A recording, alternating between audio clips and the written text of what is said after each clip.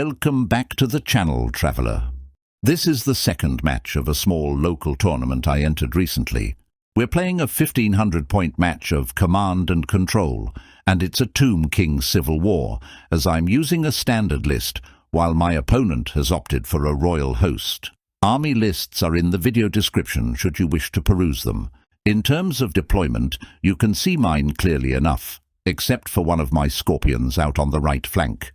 The other scorpion is ambushing. The royal host have their own Tomb King on Warsphynx on the left, flanked by 3 Tomb Guard chariots, with their big infantry blocks in the centre, and their regular Warsphynx holding the other flank. Royal host get the first turn and move up fairly cautiously. The Bowshabti in the centre turn to face my Necrosphinx and let off a volley of deadly bolts, stripping a wound off the towering construct. The other archers in the big cohort blocks are out of range. In my turn 1, I push up with my flying monsters, but not into charge range of the king's Warsphynx. My flanking scorpion on the right trundles up, but you can't see him here as he's blocked from view by the ruins. My own Bowshabti take aim at the enemy scorpion and succeed in skewering it, which is why it isn't in the picture. Royal host turn 2. On the left, the chariots charge my Necrosphinx, and on the right, the lone chariot charges my scorpion. His infantry blocks start to separate as they head around each side of the central ruins, which are what we're fighting to control. Both his sphinxes push up a little too. In shooting, I just lose a couple of wounds on an Bowshabti, and a Tomb Guard dies to one of the cohorts. Nothing particularly exciting to note in magic, I think. I believe he gets cursed blades off. Combat's what we're here for, though, eh? I just want to highlight these fantastic Tomb Guard chariot models, which my opponent has converted using Phoenix Guard bodies with alternative heads. Anyway, over here, it ends with the Sphinx on 2 wounds and 1 chariot shattered. The chariots whiffing all their impact hits certainly didn't help them, and the combat ends in a draw. On the other flank, the lone chariot has even worse luck, completely whiffing everything and getting smashed by the raging scorpion in return. Yes, we know chariots are immune to Monster Slayer, but the scorpion didn't need that to wreck it. My turn 2. 2 charges. My king into his king on the left, and my scorpion into his normal Warsphynx on the right. Yes, it's a right royal king-off. King on king action. You could call it a bit of a dust-up. I'll get my coat. A memory has been unlocked. I think in turn 2 he killed a few of my skeleton warriors with the ruby ring, but I just brought them back with a rise. Nothing to write home about magic-wise, and I think my catapult either misfires or kills about 3 or 4 skeletons. In combat, the scorpion doesn't manage to sneak through a cheeky little Monster Slayer attack, and is then promptly swatted aside by the Sphinx. My Tomb King took a wound from the stand and shoot from the Royal Warsphynx, which is absolutely absurd, but in combat it proves to be immovable object meets immovable object. We maybe do a wound apiece, if that, as both our kings are similarly kitted out with the Armour of Ages and Talisman of Protection, mine's wielding a flail, while the enemy king is heaving a double-handed weapon. The other combat sees the chariots fail to do anything and take a couple more wounds, getting pushed back. Royal host turn 3. The mighty Warsphynx charges into my Tomb Guard. There's not much movement from the rest of his units. In shooting, 4 of my skeleton warriors are slain. His cohort unit to the left of the ruins have poisoned attacks thanks to a magic item which makes them quite effective. The ruby ring of ruin on his lich priest is also a worry and contributes a few kills most turns. The other cohort block also does a wound to my Bowshabti, which finishes off a whole model. Combat sees the Necrosphinx take no wounds and bring the last chariot down to just 1 wound remaining. Our kings duke it out, and I think this time mine is pushed back, but neither of us achieves much against the other. In the centre, the Warsphynx savages the Tomb Guard, with the end result being 4 Tomb Guard slain and the unit giving ground. My turn 3. The Lich Priest would very much like to bring back some Tomb Guard, but because they were shoved back last turn, he's actually now standing in the way of where the reanimated models would return, so I figure I can't do it, and settle for resurrecting one of the Bowshabti instead. They then charge into the flank of the Warsphynx, and my dragon charges back into the Royal Sphinx, which had declined to follow up last turn. In hindsight, I think this was a big mistake.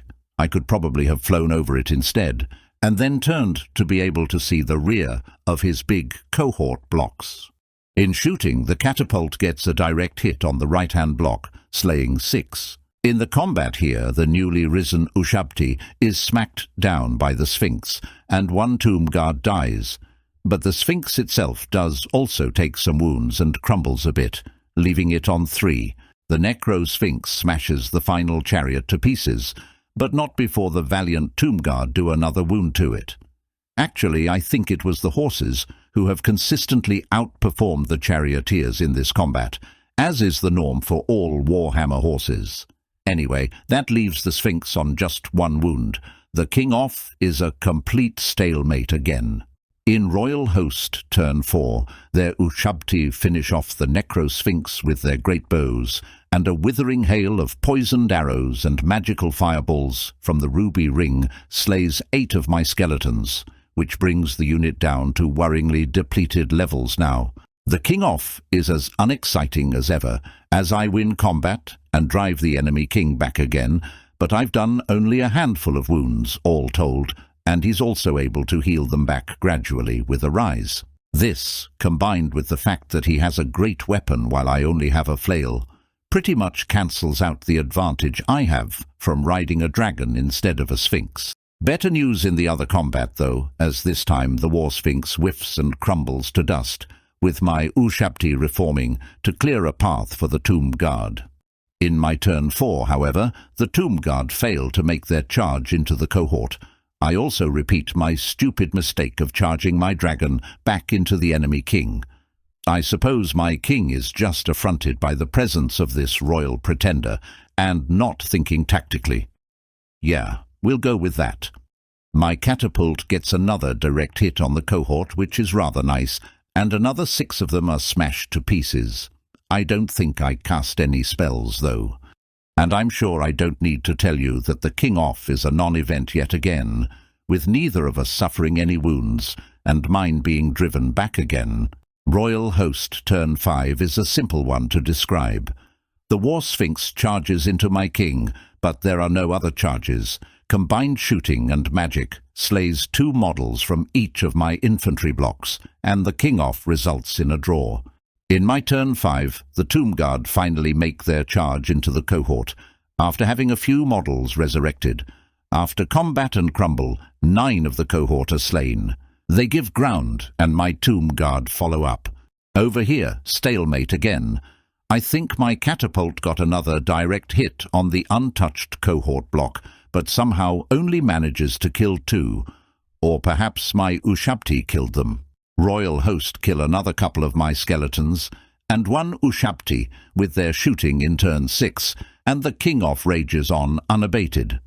The Tomb Guard combat ends with just 4 of the cohort left alive and driven back once more.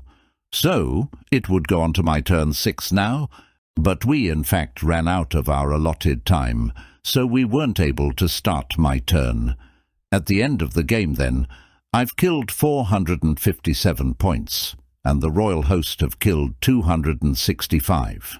But wait, Royal Host have more unit strength within 3 inches of the central building, so they score a bonus 200 points for that, bumping up their total to 465, which makes the result a draw, and a very enjoyable one at that. If I'd got to play my turn 6, and could have wiped out the remainder of the cohort with my Tomb Guard, getting the full points for that unit instead of just 25%, might have been enough to carry me to victory, but it wasn't to be. I'm not unhappy with the outcome, though, and it was a pleasure to face such a different Tomb Kings list and another great opponent. While it was quite funny to see our kings repeatedly bouncing off one another, I realize now that I should have leveraged my own king's big advantage, namely his mobility, in order to bully weaker sections of the opposing army. I could probably have done this and still then had time to circle back round and hold up the enemy king. I recall that I got quite a lot of direct hits with my catapult in this match, but it didn't end up making much difference. And unless I'm mistaken, I don't think I even mentioned my own spells once in the report, as they just had little to no impact on the game whatsoever. Anyway, that will suffice for another report, so thanks for watching, and I hope to see you in the next one.